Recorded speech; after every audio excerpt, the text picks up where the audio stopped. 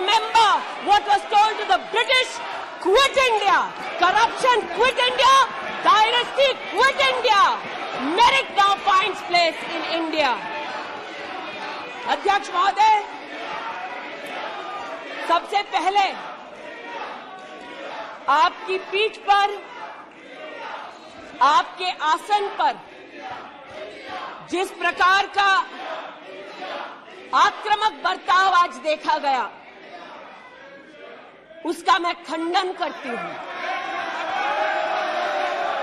पहली बार राष्ट्र के इतिहास में भारत मां की हत्या की बात की और कांग्रेस पार्टी यहां पर तालियां बजाती रही। जो भारत की हत्या की बात पर कांग्रेस पार्टी ने ताली पीटी आज इस सदन में, इस बात का संकेत पूरे देश को दिया कि मन में गद्दारी किसकी है। मैं आज हिंदुस्तानी होने के नाते कहती हूं, मणिपुर खंडित नहीं है, विभाजित नहीं है, मेरे देश का अंग है। मैं इनसे पूछती हूं, इन्हीं के अलायंस के एक सदस्य बैठे हैं जिन्होंने तमिलनाडु में कहा कि भारत का मतलब मात्र उत्तर भारत। अगर हिम्मत हो राहुल गांधी में तो आकर भारत के ऊपर इस प्रकार का कटाक्ष करने वाले डीएमके के अपने साथी का खंडन करके बताएं। कांग्रेस पार्टी के एक नेता ने कश्मीर में रेफरेंडम की बात की। अगर हिम्मत है गांधी खानदान में तो इस सदन में और इस देश को बताए कि कश्मीर को देश से हटाने की साजिश में कांग्रेस के उस नेता का वक्तव्य क्यों है। You are not India because you define corruption in India. You are not India because you define incompetence. You are not India. एक मिनट, माननीय सदस्य, ये तरीका ठीक नहीं है। सदन में नारेबाजी करना तरीका ठीक नहीं है। प्लीज माननीय सदस्य बैठिए, उनको अपनी बात कहने दीजिए। आपने अपनी बात कही है, यह तरीका ठीक नहीं है। नो गलत तरीका है आपका, नो गलत तरीका है आपका। स्मृति जी, पुनः कहती हूं अध्यक्ष महोदय, शायद अपने ही कोलाहल में सुन न पाए हो। मणिपुर हमारे देश का अभिन्न अंग है, खंडित न था, न है, न कभी होगा। इनके यूपीए के अलायंस के एक नेता ने तमिलनाडु में एक वक्तव्य दिया है। पुनः कहती हूं कि भारत का मतलब मात्र उत्तर भारत। मैं आज गांधी खानदान से, कांग्रेस पार्टी से पूछना चाहती हूं, क्या भारत केवल उत्तर भारत है? अगर दम है तो अपने पार्टनर को मुंह तोड़ जवाब दे, अगर हिंदुस्तान में आस्था रखते हैं। कांग्रेस के एक नेता ने अध्यक्ष महोदय कोर्ट में जाकर वक्तव्य दे दिया कि कश्मीर में रेफरेंडम की तलाशना चाहिए संभावना। मैं आज कांग्रेस पार्टी से पूछना चाहती हूं, क्या उनके आदेश अनुसार ये वक्तव्य कि कश्मीर का खंडन हो, भारत विभाजित हो, क्या ये कांग्रेस के नेतृत्व के आदेश के अनुसार है? अध्यक्ष महोदय, पुनः कहती हूं, हमारे राष्ट्र के संसदीय इतिहास में आज तक भारत मां की हत्या की बात करने वाले कभी भी बैठकर मेज नहीं थपथपाते। कांग्रेसियों ने बैठकर मां की हत्या के लिए मेज थपथपाई है। ये बात करते हैं इंसाफ की, ये चेहरा धूमिल है, ये चेहरा धूमिल है। मैं बताऊं किसका चेहरा है, मैं बताऊं किसका चेहरा है अध्यक्ष महोदय। ये चेहरा है गिरिजा टिक्कू का। सुन लीजिए पंडितों की दास्तान आप भी। गिरिजा टिक्कू का यह चित्र है। 90 के दशक में एक महिला यूनिवर्सिटी में अपना पेचेक लेने जाती है, सारी बातें करूंगी, अपना पेचेक लेने जाती है, बस से घर लौटने का प्रयास करती है, उसको 5 मर्द बस से खींचकर टैक्सी में ले जाते हैं, बलात्कार करते हैं और फिर आरी से उसका बदन काट देते हैं। जब गिरिजा टिक्कू के जीवन पर एक फिल्म में एक प्रति आया, मैं आज कहना चाहती हूं कि कांग्रेस के कुछ प्रवक्ताओं ने उसको प्रोपेगेंडा कहा। सरला भट्ट, आप नहीं चाहते कश्मीरी पंडितों की दास्तान कहीं सुनाई जाए, आप नहीं चाहते वो आइडेंटिफाई हो एज विक्टिम्स। सरला भट्ट मेडिकल स्टाफ थी। 90 के दशक में उसको उसके इंस्टीट्यूट से अगवा करके गैंग रेप किया गया और सड़क के किनारे रखा गया। आज मैं पूछना चाहती हूं कि एक तरफ इनकी अलायंस के लोग हिंदुस्तान को विभाजित करने की बात करते हैं, ये आज अपने आप को इंसाफ के पुजारी बताते हैं, लेकिन मुझे बताइए गिरिजा टिक्कू, सरला भट्ट को कब इंसाफ मिलेगा? हर गली, हर मोहल्ले में एक स्लोगन गूंजता था पंडितों के बीच, रलियू सलियू गलीव। पुनः कहती हूं, रलियू सलियू गलीव। आप चिल्लाना बंद करें, समझे पहले, रलियू सलियू गलीव। या तो अपना धर्म बदलो या कश्मीर छोड़ो या यहीं मरो। उनकी आवाज भारत की आवाज नहीं है, उनकी आवाज को आपने कभी नहीं सुना। मैं आज कहती हूं, इन्होंने कहा अश्रु बहाए, भ्रमण किया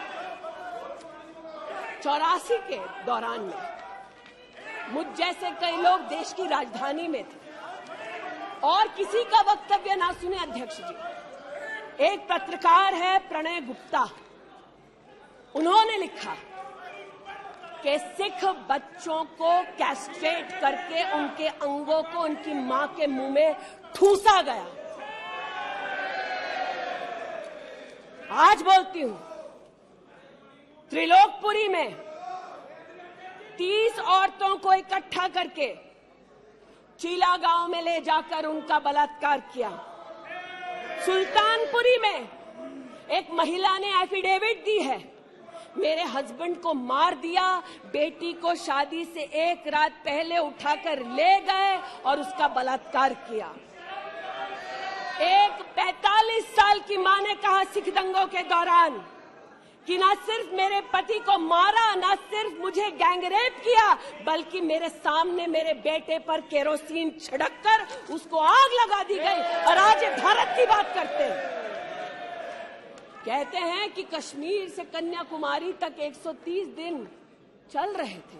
मैं जोड़ों के दर्द पर भाषण नहीं दूंगी अध्यक्ष महोदय, लेकिन इतना जरूर कहूंगी कि जिन वादियों को हिंदुस्तान ने खून से सना देखा है, जिन वादियों में गोलियों की आवाजें हर दिन सुनाई देती थी, जब ये उन वादियों में गए तो जैसे कश्मीरी कहते हैं शीन जंग कर रहे थे, बर्फ के गोलों के साथ अपने के किसी परिजन के साथ खेल रहे थे। अध्यक्ष महोदय, ये तब संभव हुआ जब प्रधानमंत्री मोदी ने धारा 370 हटाई।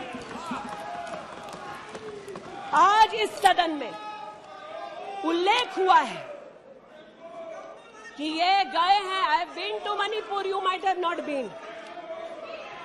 आज इस सदन में उल्लेख हुआ है कि ये यात्रा में गए और यात्रा में क्या आश्वासन दिया कि अगर इनका बस चले तो धारा 370 ये पुनः स्थापित कर दे।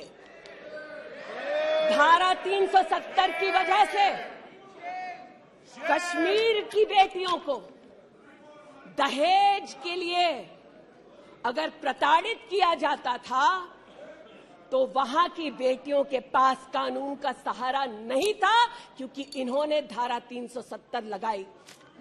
कश्मीर में अगर बेटियां प्रदेश के बाहर ब्याही जाती थी तो उनके पैतृक संपत्ति पर उनका अधिकार समाप्त हो जाता था, क्योंकि इन्होंने धारा 370 लगाई। कश्मीर में अगर 14 साल से कम उम्र की बच्ची का 18 साल से कम उम्र की बच्ची का ब्याह रचा दिया जाता था तो उसे कानून का संरक्षण नहीं मिलता था, क्योंकि इन्होंने धारा 370 लगाई। आज जो भग गए हैं सदन से, उनसे कहना चाहती हूं कि इस देश में न धारा 370 लौटेगी। इस देश में कभी भी पंडितों को रलिव सलिव गलिव का धमकी कोई देने वाले बचेगा नहीं।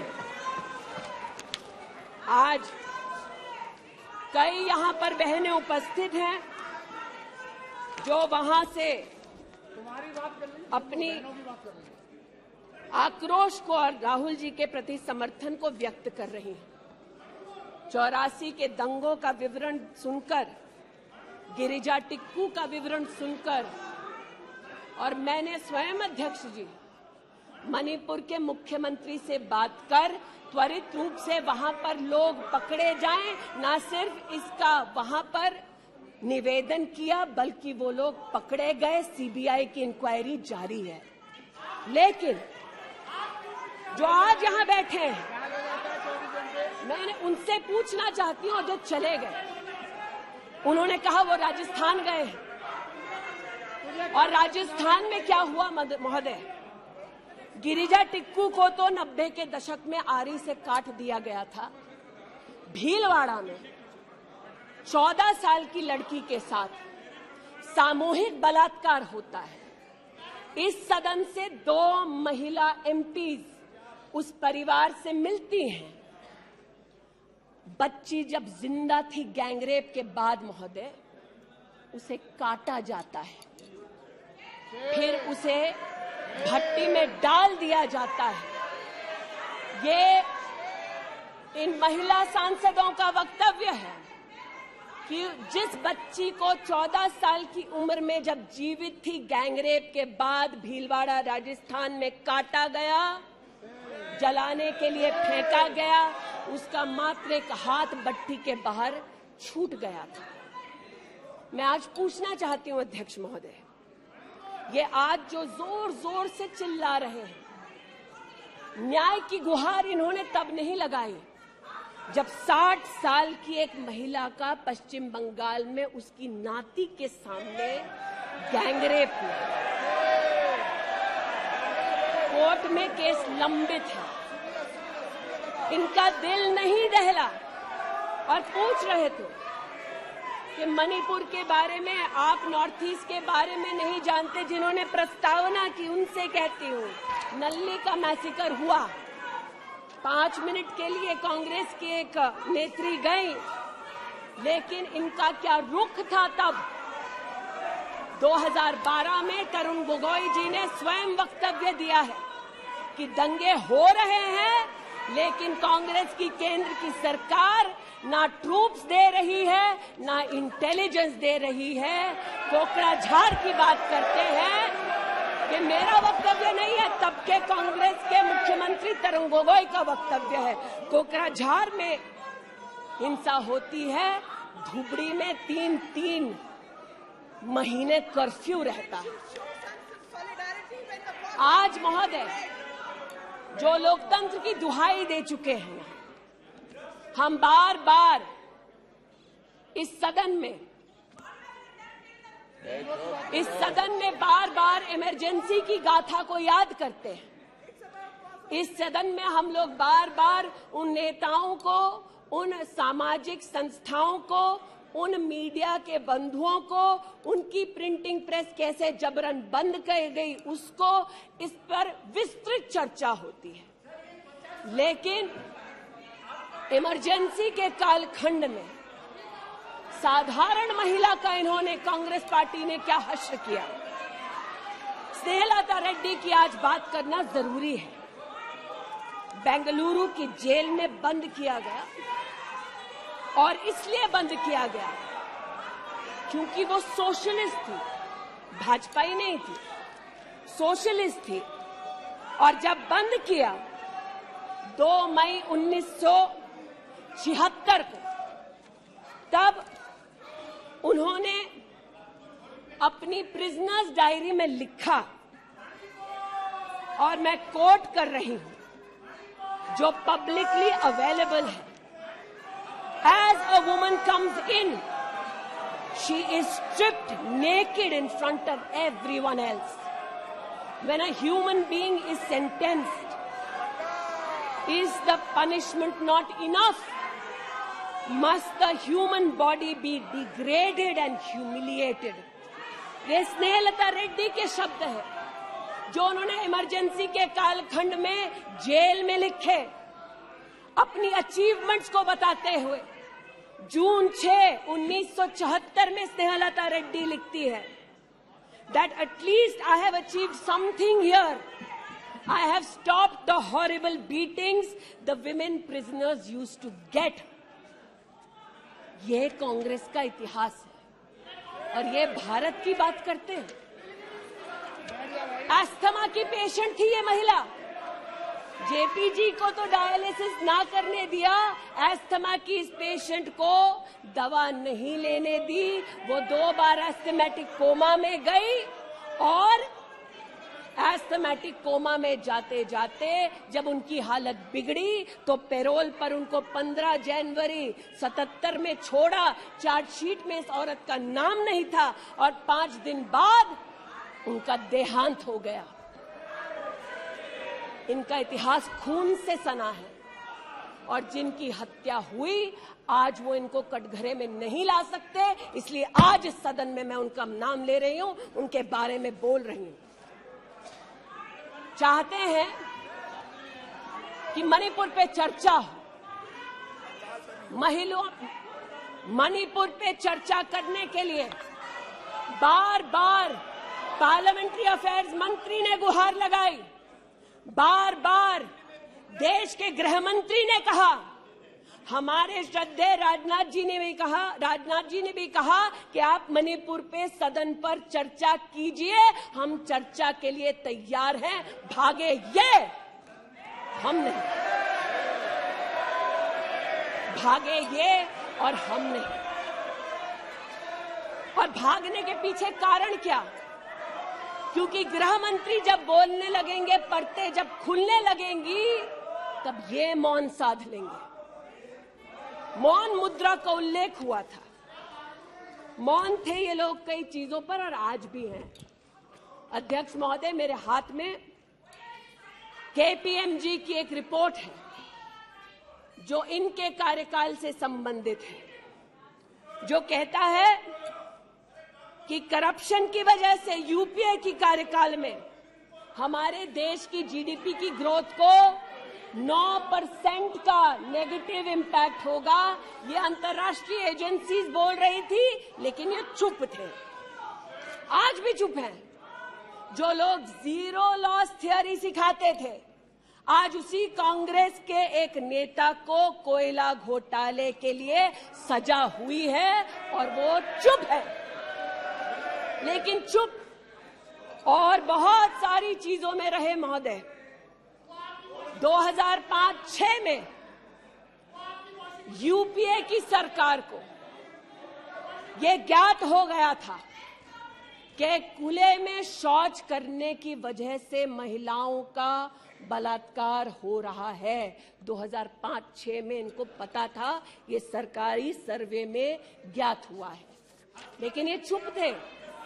2010 में वर्ल्ड बैंक की रिपोर्ट ने कहा, इनकी तब सरकार थी, कि स्वच्छता न होने की वजह से देश की जीडीपी पर 6.4 का नेगेटिव इम्पैक्ट है। ये चुप रहे। महिला का बलात्कार खुले में शौच में हो रहा था, इनको पता था, ये चुप रहे। 2014 तक देश में केवल 39% आबादी को इन्होंने टॉयलेट की व्यवस्था सुनिश्चित करके दी।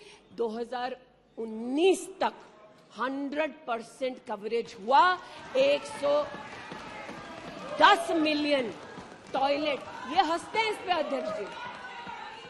शायद इनको पता नहीं है कि एक महिला के लिए दिन की शुरुआत में शौच के लिए बाहर जाना या सूर्यास्त का इंतजार करना, शौच के लिए बाहर जाना और वहां उसका शारीरिक शोषण होना, बलात्कार होना, ये कितनी बड़ी सामाजिक और क्रिमिनल चुनौती है, इस बात से इनको कोई सरोकार नहीं, इसलिए उपहास का विषय बनाते हैं। आज मुझे ये कहते हुए शर्मिंदगी है कि मैं यहां पर कह रही हूं कि खुले में शौच करने वक्त औरत का बलात्कार होता है, ये उपहास उड़ा रहे हैं और महिला उपहास उड़ा रही है। शायद यही लक्षण है कांग्रेस नीत अलायंस के कि औरत का बलात्कार हो तो ये हंसे, भारत मां की हत्या की बात हो तो ये यहां पर तालियां पीटे, ये कांग्रेस का लक्षण है। इनकी प्रस्तावना के वक्त ये कहा गया कि हम बात करेंगे मात्र एक व्यक्ति से, हम किसी मंत्री से बात नहीं करेंगे, क्योंकि मंत्रियों की कार्यशैली पर इनको चर्चा नहीं करनी। और शायद सच भी है, इनका अपना अनुभव है कि इनके यहां पावर का केंद्र बिंदु एक था। यहां पर फर्क यह है कि हम सब कलेक्टिव रिस्पॉन्सिबिलिटी के भागीदार हैं। इसलिए आज जब गजेंद्र शेखावत जी के मंत्रालय की ओर से टॉयलेट की व्यवस्था होती है तो मैं एक महिला सांसद और नागरिक के नाते इनका भी उतना ही अभिनंदन करती हूं जितना कि प्रधानमंत्री जी का। जल जीवन मिशन महोदय, हमारे देश में जब इनकी सरकार थी तो मात्र 3 करोड़ परिवारों तक नलके से पानी पहुंचता था। अब 2019 का आंकड़ा कहता है कि आपने तब तक 9.5 करोड़ तक पानी पहुंचाया और अब लगभग 19 करोड़ 40 लाख और 12 करोड़ 40 लाख तक आपका पानी नलके से पहुंच चुका है। लेकिन इनको इससे भी सरोकार नहीं कि अगर टॉयलेट बना, महिलाओं का शोषण कम हुआ, देश की साधारण महिला का सम्मान बढ़ा, तो इनसे इनका कोई सरोकार नहीं। स्पष्ट है, गरीब के घर में नल से जल पहुंचा तो कांग्रेस का उसका कोई सरोकार नहीं। ये स्पष्ट है और सही है। हमारा सरोकार है, देश हमारा है, सेवा हमारी है। आज ये उत्तेजित है कि मैं इस सदन में मंत्रिमंडल के अपने कई सहयोगी साथियों का वर्णन करती हूं। एक ऐसी महिला मंत्री का वर्णन कर रही हूं जो वर्तमान में नहीं है।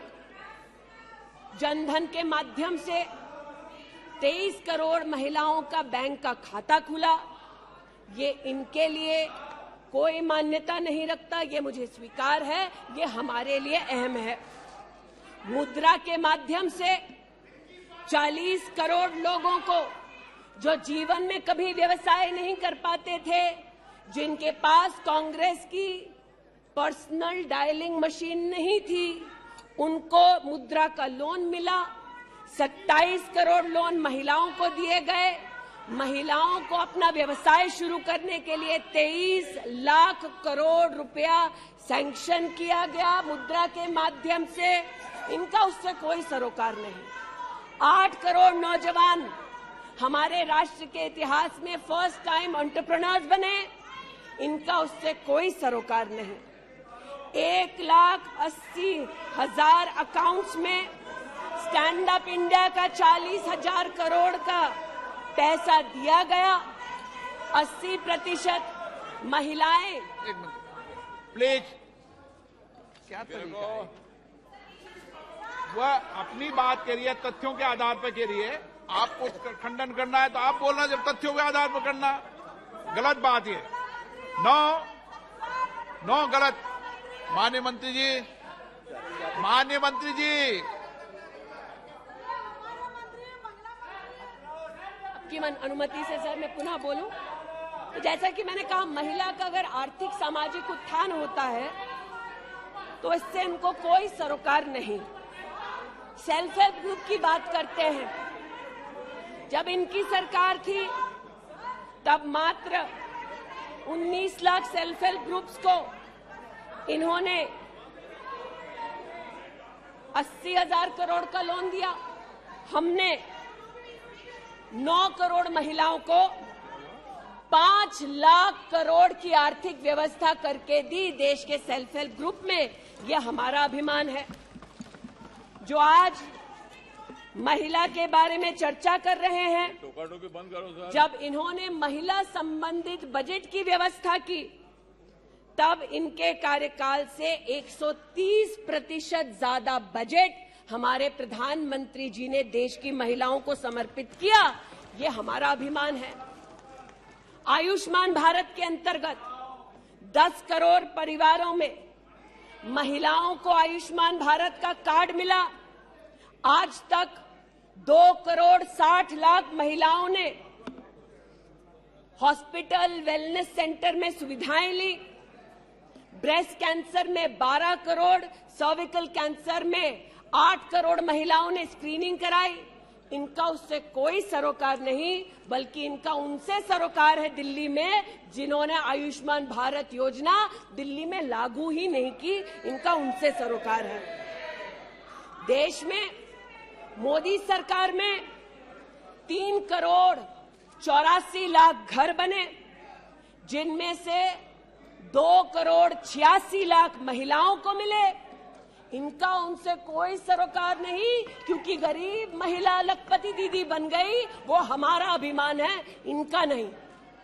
हमारे देश में 8 करोड़ 50 लाख बेटियों ने समग्र शिक्षा के माध्यम से स्कूल में सेवा ली, मुफ्त टेक्स्ट बुक की सेवा ली। बेटियां का ये उपलब्धि हमारा अभिमान है, इनका नहीं। 5 लाख से ज्यादा बेटियों के लिए स्कूलों में अलग से टॉयलेट की व्यवस्था हुई। ये इनका अभिमान नहीं, हमारा अभिमान है। हमें अपनी बेटियों पे गर्व है। 5 लाख दिव्यांग बेटियों को मंथली स्टाइपेंड मिलता है। ये सेवा हम देश की बेटियों को दे सकते हैं। ये हमारे लिए बहुत बड़ा प्रभु का उपकार है। 1,28,000 बेटियों को मेरिटोरियस स्कॉलरशिप दी जाती है, 12,000 रुपए की हर साल। ये सेवा का मौका परिवारों ने हमको दिया। 2 लाख से ज्यादा बेटियों को सेल्फ डिफेंस की ट्रेनिंग दी जा रही है। आज एलिमेंट्री एजुकेशन में बेटियों की एनरोलमेंट 100% है इस देश में। ये हमारे देश के लिए गौरव की बात है। आज पहली बार फीमेल एनरोलमेंट उच्च शिक्षा में महोदय 2 करोड़ से ज्यादा हुआ है महिलाओं का। ये देश के लिए गौरव की बात है। आज दलित बेटियों का एनरोलमेंट बढ़ा है 38%। दलित बेटियों का उल्लेख करती हूँ, ये चिल्लाते हैं, इनको दलित बेटियों से सरोकार नहीं, हमको है। ये हमारे लिए गर्व की बात है। आदिवासी बच्चे, लड़कियां 63% उनका एनरोलमेंट बढ़ा महोदय। आदिवासी बच्चों के साथ इनका कोई सरोकार नहीं। आदिवासी बेटियों ने हमारे प्रधानमंत्री को सेवा का मौका दिया। ये हमारे लिए प्रभु की असीम कृपा है। नॉर्थ ईस्ट की बात करते हैं तो महिला ने नॉर्थ ईस्ट में 34% की इंक्रीज हुई है एनरोलमेंट में। नॉर्थ ईस्ट के मेरे सभी साथियों को, चाहे वो सदन में कहीं भी बैठे हों, महिलाओं की दृष्टि से मैं अभिनंदन देती हूँ। आज हमारे देश में महिला जो पीएचडी करती है, 99.2% की वृद्धि हुई है एनरोलमेंट में पीएचडी करने वाली महिलाओं में। ये हमारे लिए हिंदुस्तानी होने के नाते गौरव की बात है। आज जो महिला शैक्षिक संस्थानों में सेवा दे रही यूनिवर्सिटीज में, इंस्टीट्यूशंस में, कॉलेजेस में 66%, 66% उनकी वृद्धि हुई है। आप हो करते जाएं, हम तो उनके लिए बल्ले बल्ले ही करेंगे।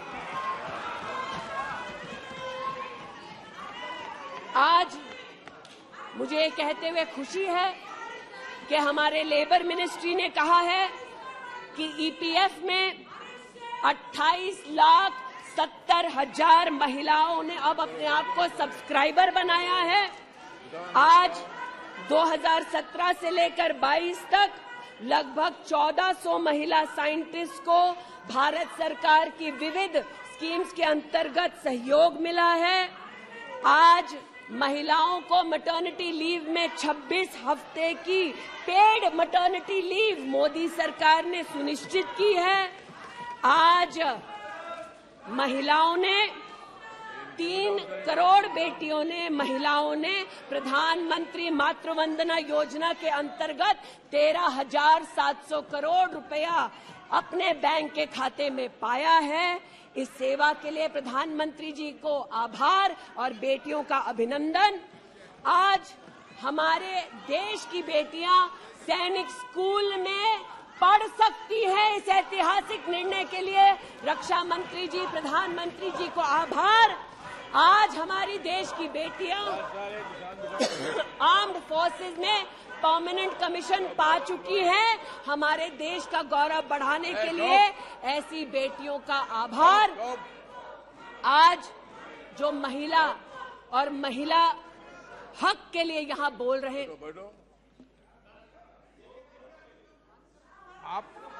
आप विषय पे बोल रही हैं और अविश्वास प्रस्ताव पे सब विषय पर बोल सकते हैं। ये तरीका अच्छा है क्या? बोलिए माननीय। वो भी शायद मजबूर हैं, उनको भी रिमोट से डायरेक्शन आया है। इतना ही कहना चाहती हूँ कि आज एक तरफ हमारी बेटियों ने सैनिक स्कूल में, आर्म्ड फोर्सेस में अपने प्रतिभा के आधार पर देश का गौरव बढ़ाया है। दूसरी ओर बिना किसी पुरुष सहयोगी के हिंदुस्तान के इतिहास में पहली बार 4,313 मुस्लिम बहनें अकेली हज के लिए गईं और सुरक्षित हिंदुस्तान लौटी। जो महिला हक की बात करते हैं महोदय, उनसे कहना चाहती हूं, महिला हक को संरक्षित करने के लिए जब हमारी सरकार ट्रिपल तलाक के कलंक को मिटाना चाहती थी, तब महिला के हक में नहीं बल्कि वोट बैंक के लालच में इन्होंने सदन की कार्रवाई को त्याग दिया था। आज जब ये महिला सुरक्षा की बात करते हैं महोदय, तो ये कहना उचित होगा कि एक तरफ निर्भया फंड की रचना की घोषणा करते हैं 13 में, एक काम निर्भया फंड में नहीं करते, लेकिन जो निर्भया के बलात्कारी हैं उनको कांग्रेस नित अलायंस के लोग बलात्कारी के हाथ में 10,000 रुपए और एक सिलाई की मशीन देते हैं। आज हमें इस बात का गौरव है कि देश में 42 प्रोजेक्ट्स 5,000 करोड़ की लगभग लागत से भारत सरकार के सौजन्य से बन रहे हैं। जो महिला सुरक्षा के लिए ये न कर पाए, वो आज प्रधानमंत्री मोदी कर रहे हैं। आज integrated emergency response management system के अंतर्गत देश के 983 रेलवे स्टेशन पर महिला पैसेंजर्स के लिए 24 घंटे सुरक्षा का प्रावधान किया गया। आज कोंकण में वीडियो सर्वेलेंस सिस्टम की विशेष व्यवस्था महिला संरक्षण और महिला सुरक्षा के लिए की गई। आज चूंकि रेल मंत्री बैठे हैं, आर्टिफिशियल इंटेलिजेंस के आधार पर facial recognition system, integrated surveillance system, ये सब भारत सरकार के सौजन्य से महिला सुरक्षा के लिए प्रधानमंत्री मोदी ने सुनिश्चित की। एक बात पर मैं आपत्ति अभी दर्ज करती हूं अध्यक्ष जी, कि जिनको आज मुझसे पहले वक्तव्य देने का अधिकार दिया गया, उन्होंने जाते जाते एक अभद्र यहां पर लक्षण के दर्शन दिए। It is only a misogynistic man who can give a flying kiss to a parliament which seats female members of parliament. ऐसी गरिमा विहीन आचरण को इस देश के सदन में कभी नहीं देखा गया। ये उस खानदान के लक्षण हैं, या आज सदन में देश को पता चले। लेकिन कहां गए हैं, वहां पर क्या हालात हैं अध्यक्ष महोदय? गोद भराई के नाम पर राजस्थान में भास्कर ने लिखा है कि राजस्थान की कांग्रेस की सरकार जेब भराई कर रही है। 13 से 20 महीने का घरबाशय दिखाया जा रहा है राजस्थान में, और भारत की तिजोरी से पैसा लूटा जा रहा है। इनका सरोकार महिला उत्थान से नहीं, ये महिला के बारे में क्या सोचते हैं, इनकी क्या हरकतें हैं, इनके नेता ने जाते जाते यहां पर उसको प्रसारित कर दिया है। लेकिन इन्हें सरोकार इनके नेता को किससे है? चीन से है। तो चूंकि सब चीन में इतनी रुचि लेते हैं कांग्रेस पार्टी के नेता, इसलिए आज एक सुखद समाचार भी सुनाती हूं। चीन में 31st यूनिवर्सिटी गेम्स हुआ। 1959 से लेकर आज तक भारत को मात्र 18 पदक मिले। इस बार 26 मेडल का रिकॉर्ड हिंदुस्तान के बच्चों ने स्थापित किया। भारत मां के टुकड़े के लिए तालियां बजाते थे, भारत मां के बच्चों के लिए तो बजा दो। 11 गोल्ड, 5 सिल्वर, 10 ब्रॉन्ज। आज देश के यूनिवर्सिटी के छात्र देखें कि 31st यूनिवर्सिटी गेम में भारत का नाम रोशन करने वाले छात्रों के लिए मैं गुहार लगा रही हूं कि कांग्रेस पार्टी यहां अभिनंदन कर दे, लेकिन वो अभिनंदन से भारत के बच्चों को वंचित रखते हैं।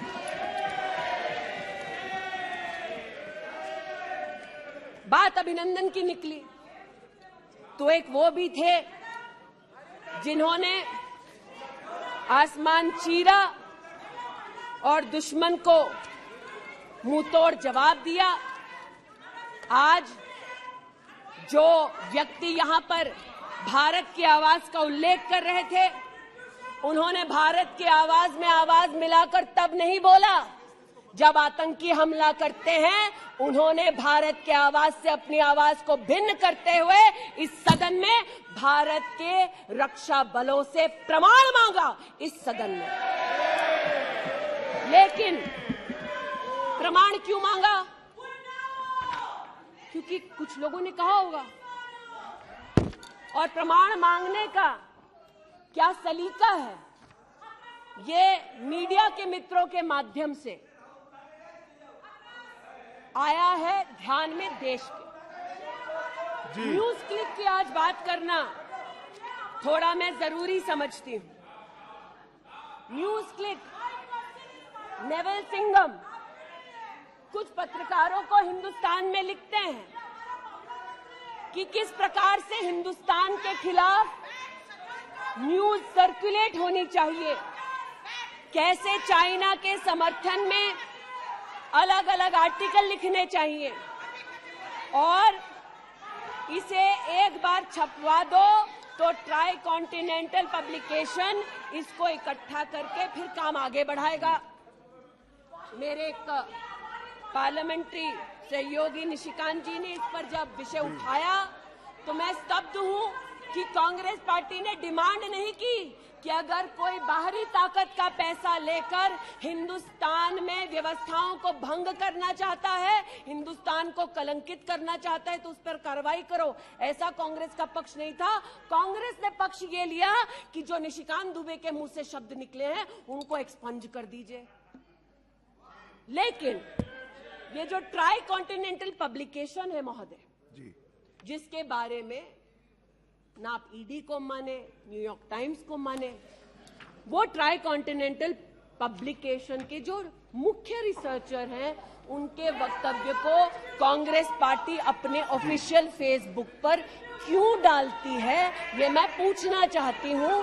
जो जानबूझकर भारत के किसानों के हितों के खिलाफ बोलते हैं, उनका वक्तव्य ट्राई कॉन्टिनेंटल पब्लिकेशन वालों का जो सीनियर फेलो या रिसर्चर है उसका वक्तव्य कांग्रेस, नेशनल कांग्रेस के फेसबुक पर 19 अप्रैल 2019 को क्यों पब्लिश होता है, ये थोड़ा बहुत शोध का विषय है, ये थोड़ा बहुत चर्चा का विषय है। आज मैं ये कहना चाहती हूं कि जब प्रस्तावना हुई, मैं तो प्रस्तावना के विरुद्ध खड़ी हूं। मैं नरेंद्र मोदी जी के नेतृत्व पर राष्ट्र के सभी नागरिकों के साथ पुनः विश्वास दर्शाते हुए अपना वक्तव्य देती हूं। लेकिन राहुल जी ने किस पर विश्वास जताया? राहुल जी ने विश्वास जताया मुस्लिम लीग पर। कहा सेक्युलर पार्टी है। शायद राहुल जी ने ना पढ़ा हो कि 80 के दशक में मुरादाबाद में 83 लोगों को मारने वाली मुस्लिम लीग, राहुल जी को बताना पड़ेगा सेक्युलर कैसे हुई। राहुल जी को आज जवाब देना होगा कि वो राष्ट्रभक्ति की बात करते हैं तो क्या जेएनयू में जाकर जब भारत तेरे टुकड़े होंगे का नारा दे रहे थे वो राहुल गांधी की देशभक्ति थी?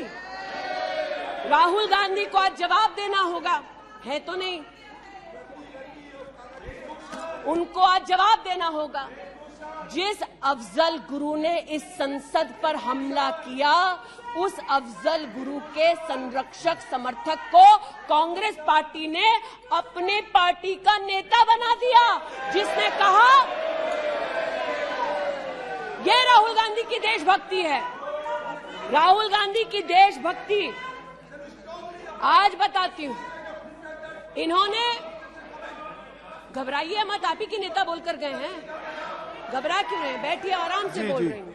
जरा संक्षेप कीजिए। मैं पुनः बोलना चाहती हूँ अध्यक्ष महोदय, बहुत सारे व्यवधान आए। अब राहुल जी की बात चली है तो कृपा थोड़ी सी कर दीजिए। दोबारा कहती हूँ, क्या बोले हैं और क्या बाहर बोले हैं। देश के बाहर गए तो कहा आइडियाज ऑफ इंडिया कॉन्क्लेव में that there is going to be a Mars upsurge. India has massive amount of polarization. ये राहुल गांधी के शब्द हैं।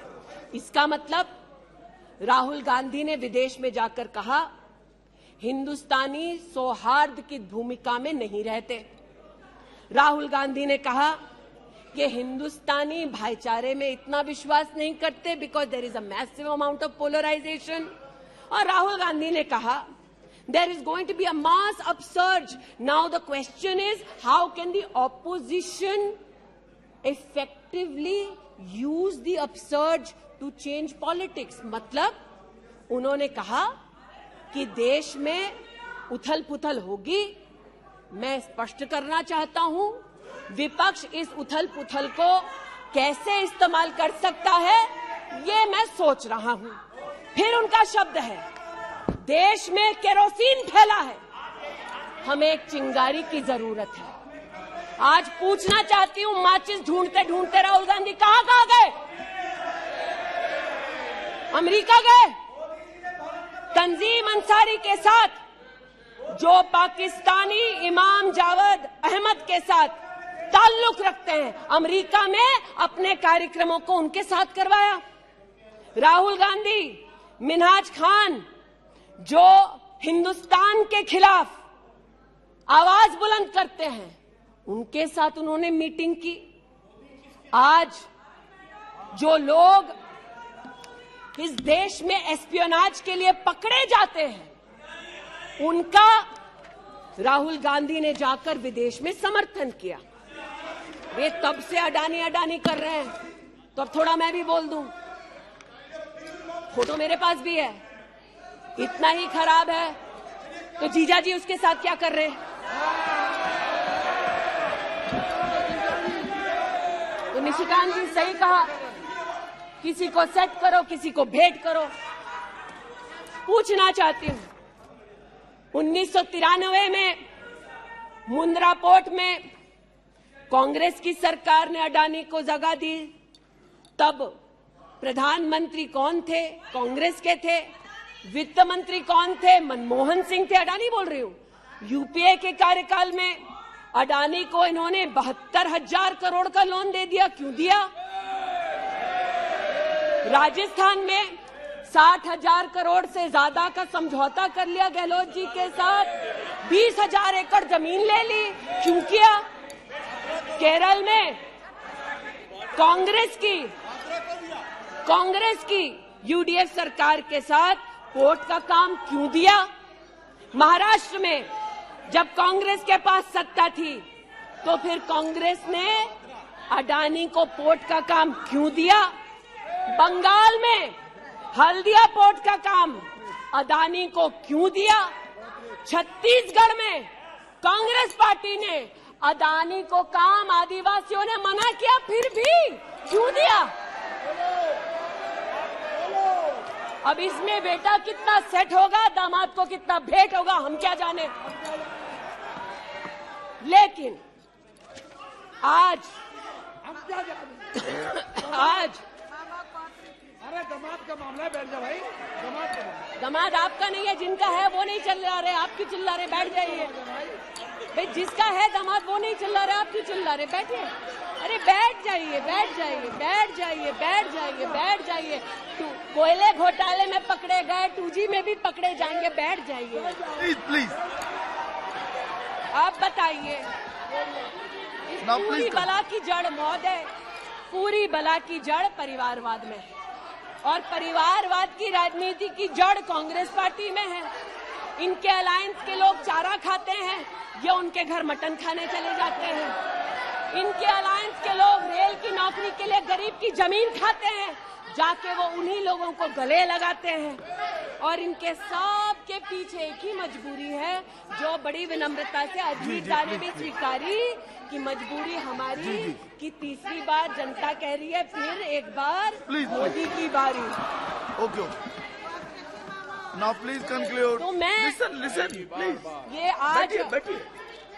यहाँ पर उल्लेख कर रहे थे किसान की। आप भी बैठिए, आप किस लिए खड़े?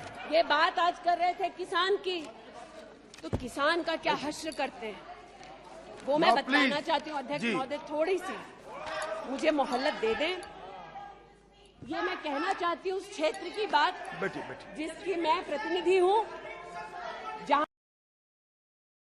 पर बैठिए प्लीज, बैठिए दलित प्लीज मांग कर रहे थे विद्यालय की। 1982 में किसानों ने 4 बीघा 2 बिस्वा जमीन इंटर कॉलेज के लिए दी और अमेठी में धोखे से किसानों की ये जमीन हड़पने वाले फाउंडेशन का नाम गांधी खानदान है। 2016 में राहुल जी दौरे में गए तिलोई, वहाँ पर लोगों ने कहा 200 छात्रों ने सुनिए कि जमीन वापस दे दो, हमारे लिए कॉलेज की व्यवस्था करो। इन्होंने अपने अलायंस पार्टनर के साथ उन छात्रों को जेल भगा दिया। 17 में जेल भगाया। सेठा गौरीगंज में प्रमाण है, आ जाओ गौरीगंज, दूध का दूध पानी का पानी यही कर दूंगी। गौरीगंज सेठा रोड पर जमीन हब्जा ली। भूसियावा मार्ग पर नरसिंहभानपुर पर मुंशीगंज में जमीन हत्या ली। ये उनका संस्कार है। जमीन कौन कौन हड़पता है ये कांग्रेस की गाथा स्पष्ट है। जहां ये है वहां पर आज मैं अभिनंदन देती हूं रेल मंत्री का कि रेल कोच फैक्ट्री रायबरेली में भी 10,000 कोचेस तब बनी जब नरेंद्र मोदी देश के प्रधानमंत्री बने। पीड़ा हो रही है जी। मैं बस इतना बताना चाहती हूँ कि आज जो किसानों का दम भरते हैं, बालियान साहब शायद यहाँ नहीं है, मैं अमेठी के किसानों की ओर से विशेष बालियान साहब आपको नतमस्तक होकर आभार व्यक्त करती हूँ। राष्ट्र के इतिहास में पहली बार अमेठी में खाद की रैक उतरी जब मोदी आए। इन्होंने न खाद दी, गौरीगंज में किसानों पर लाठीचार्ज करते थे, राजनाथ जी इसके साक्षी हैं। इन्होंने 80% लोगों के पास अमेठी में जहां 5 दशक इन्होंने राज किया, 80% लोगों को शौचालय नहीं दिया, 60% लोगों के घर में बिजली नहीं दी। और ये आज लोकतंत्र की बात करते हैं, अपनी प्रतिभा की बात करते हैं। आज मैं आभार व्यक्त करती हूँ। अमेठी का पहला सैनिक स्कूल मोदी जी ने दिया, 7.5 लाख लोगों को मुफ्त अनाज मोदी जी दे रहे हैं। अमेठी का आज पहला मेडिकल कॉलेज जिसके नाम से इस खानदान ने जमीन हड़प ली थी, वो नरेंद्र मोदी ने दिलवाई। आज मैं इतना कहना चाहती हूँ अध्यक्ष महोदय, जो अभी है नहीं, जो 50 साल की उम्र के बाद देश देखने निकले थे, वो देश के किस कोने में वर्तमान में है मैं नहीं जानती, लेकिन इतना एक मिनट। और देखिए, आपने एक फिलोसोफर का मंत्रिमंडल में अविश्वास प्रस्ताव लाया है। मंत्रिमंडल उस संबंध में बोलेगा, उनको बोलने का अधिकार है। प्लीज आप बैठ जाइए। मणिपुर पर चर्चा आपने नहीं मांगी है, वो एक विषय है, उस पर चर्चा हो रही है, उसका उत्तर भी आएगा, परंतु no please sit down, please sit down. But what sir of the enemy who speaks slyly, what of that enemy? आज जिनके पास ना नीति थी, ना नियत थी, ना देश के प्रति निष्ठा थी, आज ना जो कभी हिंदू के हुए, जिन्होंने राम के अस्तित्व को नकार दिया, ना सिखों के साथ जिन्होंने इंसाफ किया, जो ना कभी महिलाओं के उत्थान के लिए समर्पित थे, ना नौजवान के सशक्तिकरण के लिए समर्पित थे, ना किसान के बलिदान को स्वीकार कर किसान की समृद्धि के लिए समर्पित थे। आज उनसे कहना चाहती हूं कि जो समर्पित है, जो सबके विश्वास के साथ सबका विकास कर रहा है, उस पर देश को पुनः विश्वास दिखाएंगे। 24 में पुनः मोदी सरकार बनाएंगे। इस अविश्वास प्रस्ताव का मैं निषेध करती हूं और भारत मां का जयकारा लगाते हुए जो भारत मां की हत्या की बात कर रहे थे महोदय, उनसे कहना चाहती हूं, अंग्रेज आए चले गए, मुगलिया सल्तनत आई खत्म हो गई, हिंदुस्तान आज भी है और आगे भी रहेगा। और हिंदुस्तान इस देश की तिजोरी की चाबी वापस उनकी माताजी के हाथ में नहीं देगा। श्री मिथुन रेड्डी जी,